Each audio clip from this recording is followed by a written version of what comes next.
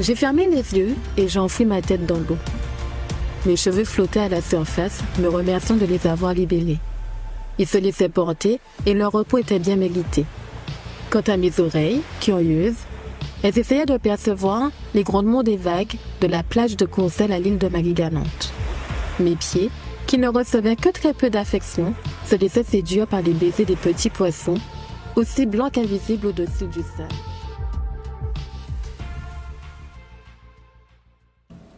Donc Manick, bienvenue sur le plateau, bonne année. Bonne année. On n'a pas encore vu en réel. C'est vrai. De quoi on va parler aujourd'hui? Alors, donc, comme on l'évoquait en tout début, c'est le mois des possibles. Donc, l'objectif, effectivement, nous travaillons de façon mensuelle. Voilà, on met un focus vraiment sur des ouvrages. Donc là, on est sur le mois des possibles parce que c'est janvier. En février, on sera sur le carnaval. En mars, on sera sur la femme. Février, c'est pas l'amour, non? Ça aurait pu, alors, on y accorde une petite place quand même. D'accord, ok. Mais voilà, notre carnaval dure quand même 3 mois cette année. Oui, donc, on va y accorder une très très grande place. Avec quand même un événement assez particulier puisque je serai rejointe par Charles-André Traoré qui viendra me rejoindre en Guadeloupe pour présenter une box à l'intention des seniors. D'accord. Voilà, de livres audio avec voilà, un partenariat avec Prose qui existe à la station F en France hexagonale et qui veut faire ce partenariat avec Une Voix et une Histoire. Donc c'est avec grand plaisir que je l'inviterai à venir sur le plateau. Et c'est vraiment à destination donc de nos seniors et de faire en sorte que la lecture audio soit encore beaucoup plus fluide pour eux. Super. Donc ça veut dire que chaque mois il y aura une sélection par rapport à ces thématiques. C'est ça, tout à fait. Là, la thématique, donc là, on a 9 ouvrages qui sont sélectionnés avec la volonté, en tout cas, de montrer la diversité. Sur notre application, nous ne faisons pas que de la littérature pour enfants, on fait des romans, on fait des nouvelles, des essais. Donc là, par exemple, sur cette sélection, on a 9 ouvrages, dont 2 essais, 3 essais, 2 recueils de poèmes, 2 albums de jeunesse et 3 ouvrages de développement personnel, parce que c'est le mois de janvier. Ah oui, parce qu'on est dans cette dynamique que tout est possible et ça c'est bien. Exactement. Et l'objectif du coup de sélectionner ces ouvrages-là, c'est... L'objectif, c'est vraiment de plonger tout un chacun dans la diversité de nos littératures et de montrer à quel point Une Voix et une Histoire est en mesure de pouvoir proposer pour tous les publics. C'était vraiment ça, c'est vraiment prendre conscience de la dimension du travail que nous menons, de telle façon à ce qu'effectivement tout un chacun puisse se dire ça me correspond, ça c'est plus pour moi, ça sera plus pour les enfants, ça sera ça plus pour la famille. C'est voilà, une vraie dimension familiale et montrer qu'on est quand même fort. Hein. Ouais. Bon, on est fort. On est fort. Il faut enlever le quand même. On est fort. Trop. Ok, donc on va écouter un extrait aujourd'hui. Tout à fait. Alors on va écouter La Pensée Blanche de Lilian Thuram. Donc c'est un essai, alors de par le titre qui avait fait couler beaucoup d'encre, mais voilà, on écoute l'extrait, c'est intéressant. D'accord.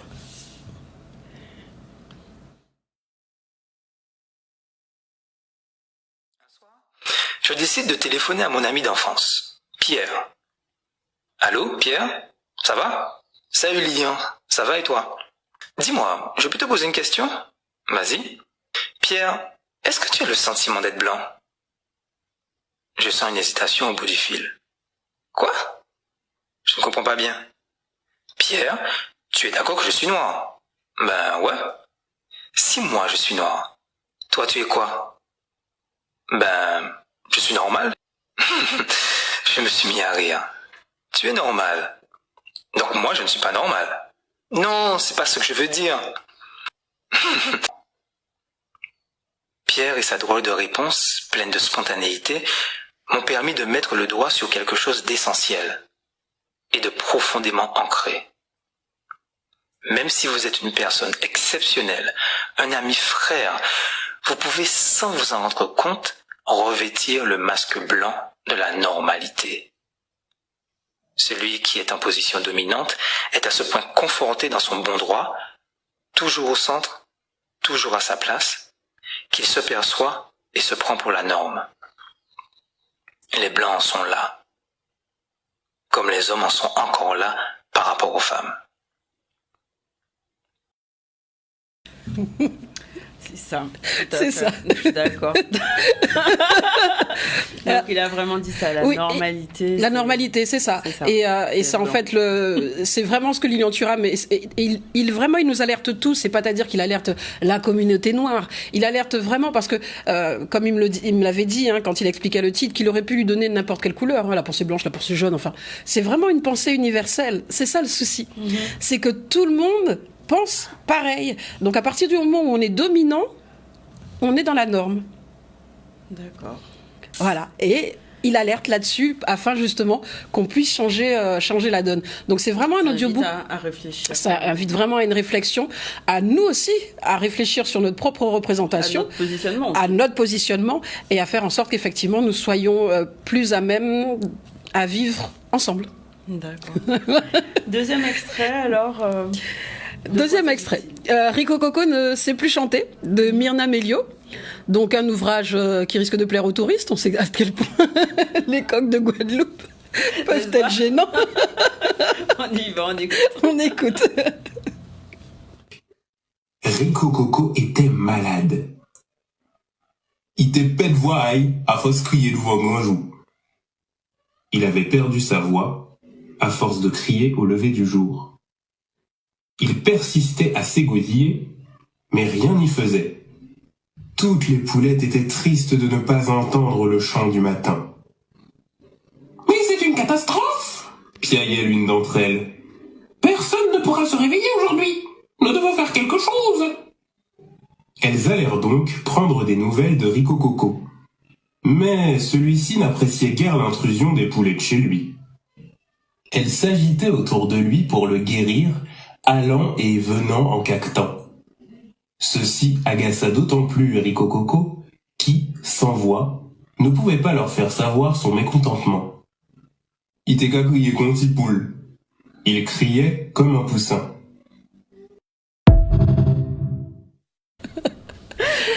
Ok, c'est assez drôle. Oui, voilà, c'est ça en fait, c'est vraiment cette diversité-là qu'on voulait proposer, comment on peut passer de la pensée blanche dans le mois des possibles à un coq effectivement qui perd sa voix, mais porté par 3 poulettes, réussira certainement à la retrouver, au grand désespoir de nos touristes. Mais voilà, c'était vraiment, là on est vraiment sur un ouvrage familial, aussi, oui. Exact, et qui fonctionne très très bien lorsque je suis sur les stands, les différentes animations littéraires pour les enfants, ils adorent. C'est vraiment le livre par excellence. On va terminer par un ouvrage un peu plus engagé. Donc, tout à fait.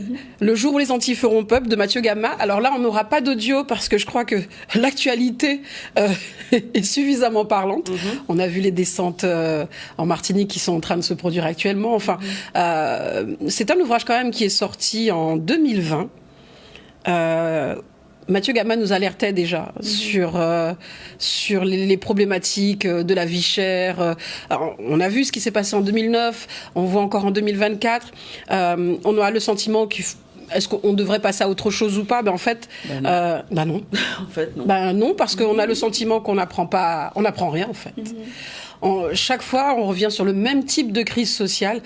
Et à un moment donné, je crois vraiment qu'il va falloir qu'on se pose et qu'on lise ou qu'on écoute des ouvrages qui nous permettent effectivement de comprendre les mécanismes en fait, et de comprendre nos mécanismes.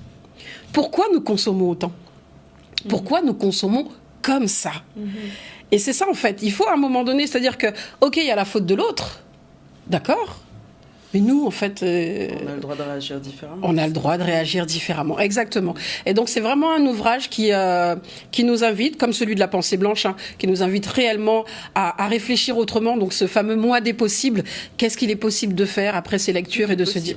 Tout est possible, exactement. Tout est possible, et donc c'est un mois très riche dans la maison d'édition. Je crois qu'il y a un jeu concours aussi. Exactement, il y a un jeu concours. Donc je l'annonçais le 27 décembre là sur le plateau. On va revoir un petit peu le visuel qui a été, la vidéo qui a été tournée ici d'ailleurs sur les studios, au studio. Au studio, on y va, la vidéo.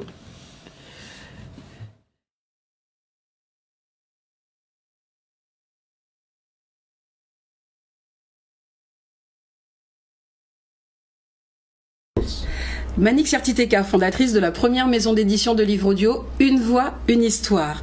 Nous organisons un grand concours de lecture à haute voix qui verra récompenser un Guadeloupéen et une Guadeloupéenne qui nous accompagnera en Côte d'Ivoire pour le Salon international du livre d'Abidjan du 6 au 10 mai. Faire de la lecture un événement fun qui permet de voyager, de rencontrer d'autres cultures, d'autres personnes. Et c'était en tout cas la volonté de notre maison d'édition, remettre la lecture au cœur des foyers guadeloupéens. Merci. Alors n'hésitez pas, contact @unevoix-unehistoire.com avec le chiffre 1. unevoix-unehistoire.com. Joyeux anniversaire les ZCL.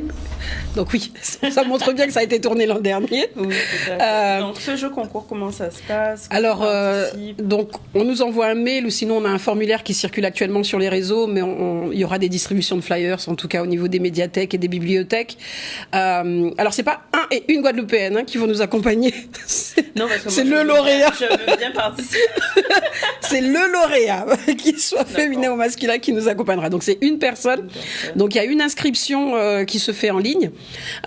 C'est réservé aux adultes, puisque les enfants ont déjà le concours oralisant, mais là, voilà, pour partir en Côte d'Ivoire, il faut être un minimum majeur. On a une sélection, donc on a un partenariat déjà avec les éditions Nagmaron qui vont sélectionner les extraits, puisque ce sont des extraits obligatoires, qui seront les mêmes pour tous, d'ouvrages, afin justement qu'on soit sur le même pied d'égalité, la même difficulté de texte, etc. Ouais, tout à fait. Donc ça va se dérouler en 3 phases. Donc là on est sur la première phase d'inscription, où ensuite on demandera, donc toutes les personnes qui se sont inscrites, donc l'inscription c'est jusqu'au 6 février, recevront une demande très particulière, c'est-à-dire une présélection, où là ils vont nous envoyer une vidéo avec les lectures. Donc ça sera la première présélection. Ensuite on passera en demi-finale en présentiel. Et la finale également en présentiel. Et l'objectif c'est de pouvoir étendre ce dispositif sur les Antilles-Guyane, sachant que nous avons reçu un message d'Amérique du Nord, d'une Guadeloupéenne qui est en Amérique du Nord et qui est malheureuse de ne pas pouvoir participer. Mais voilà, c'est compliqué. Pour une première... Pour une première, il fallait se concentrer sur un territoire. C'était la Guadeloupe. Je sais que la Martinique, j'ai déjà reçu beaucoup de messages de la Martinique aussi. Il faut que vous arriviez, etc. On va y arriver. Mais pour une première, il fallait nous poser quelque part pour vraiment faire de cet événement un événement qui amène un engouement certain. Voilà. Donc 6 février, la date. Le 6 février, la date de clôture des inscriptions. Le formulaire est sur les réseaux. N'hésitez pas à nous envoyer un mail, on y répond. Et on vous envoie le formulaire aussi comme ça, à contact@unevoix-unehistoire.com. Merci beaucoup Manick. Merci à toi. Belle année, puisque tout est possible en 2025. Tout est possible. On y va à fond. Imagine, tu viens avec nous en Côte d'Ivoire d'ailleurs. Écoute, je n'attendais que ça, l'invitation. Donc ce sera avec grand plaisir. D'accord. On va conclure notre émission un peu particulière aujourd'hui. Nous avons eu sur les 2 premières parties, donc le boucantage médiatique Guadeloupe en direct